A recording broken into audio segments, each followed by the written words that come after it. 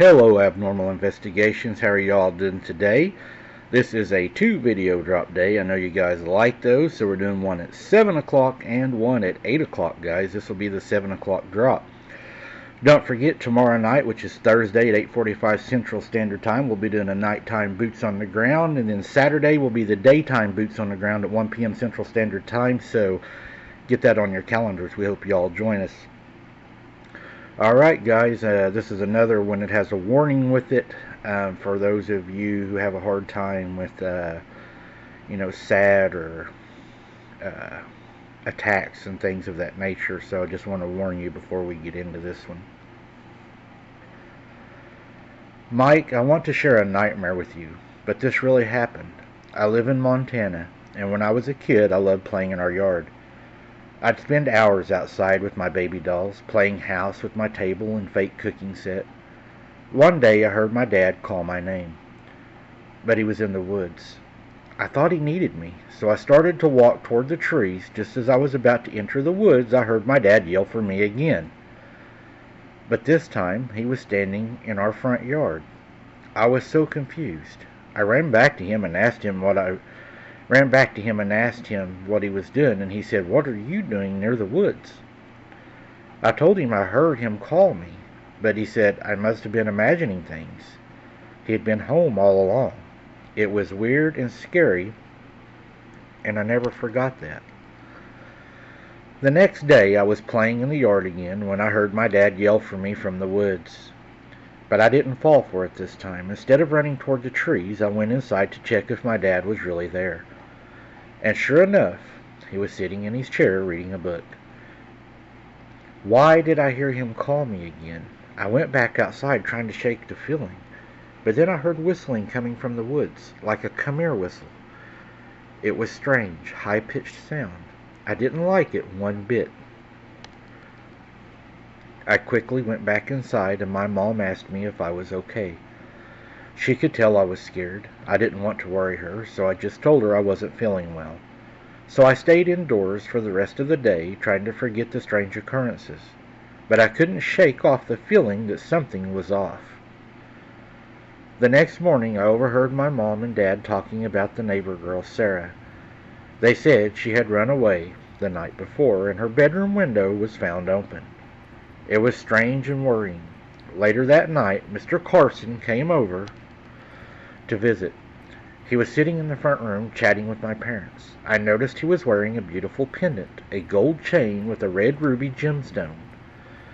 I couldn't help but stare at it. When I asked him about it, he quickly tucked the pendant into his shirt and said it was passed down to him through the generations.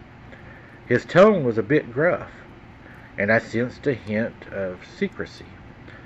I wondered why he was being so mysterious about this pendant. That night I fell asleep into a deep sleep, but my dreams were far from peaceful. I dreamed that Mr. Carson was standing at my window, his pendant glowing in the moonlight.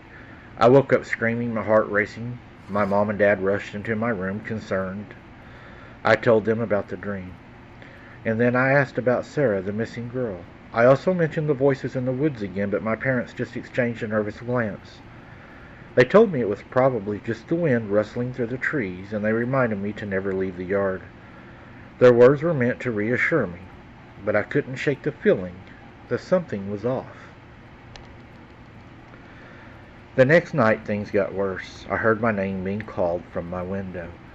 I looked out the window, and Mike, that's when it happened.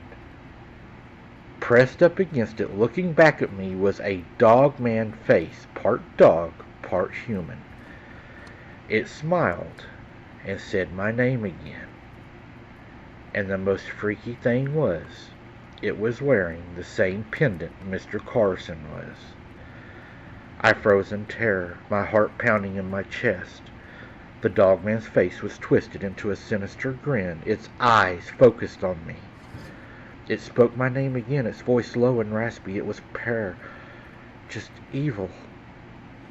I couldn't even look away. And then I saw it, the pendant. The same gold chain with the red ruby gemstone that Mr. Carson had been wearing.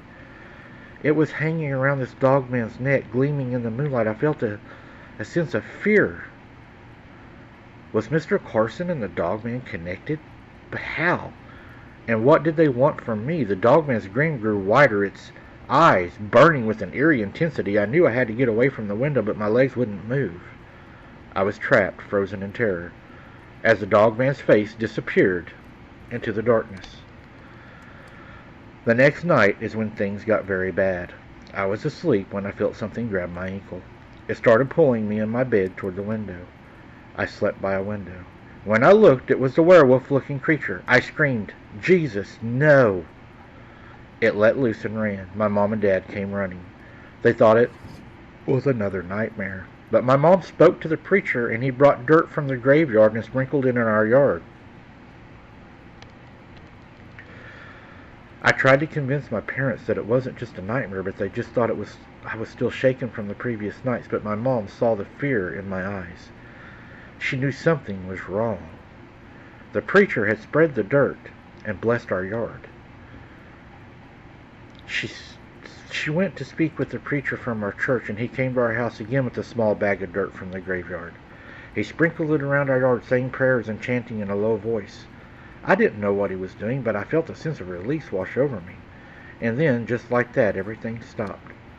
No more voices in the woods. No more Dogman at my window. No more nightmares. It was as if the creature had been repelled by the holy dirt. I was finally able to sleep without fear. But the memory of those terrifying nights would stay with me forever. As I got older, I learned that parts of the girl was found in Mr. Carson's yard buried. They never found all of her. This has bothered me for a long time. He has now passed away from old age. Was he a werewolf, Mike? I could sure use everyone's opinion on this. I don't know what to think about what had happened. I know that Mr. Carson had the same necklace as the beast that was in my window, and the beast that grabbed me by the ankle and tried to pull me out of the window. Is that what happened to Sarah? Was he there to take me also, and for me to disappear and become buried in his backyard with parts of me missing? I would love your guys' opinions. Thank you, a long-time listener. I would say that if he was pulling you toward the window and that had happened to another little girl, I'd say the odds are very high that yes, you are going to be next. I think there's two things in your story that really that I liked, and it's when you yelled "Jesus, no," it let go and left, and then after the preacher blessed your yard, it never came back either. So I think that is very good, very interesting, and it just shows that the name of Jesus has power. I want to thank you for sharing this story. I hope you found closure, or at least, are able to heal over time.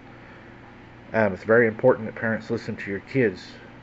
Don't just brush it off as wind in the trees, because sometimes there might really be something there. Thank you for listening, guys. Keep your head on a swivel. Don't be something's dinner. We'll see you Thursday night at 8:45 p.m. Central Standard Time. And please, smash that like button.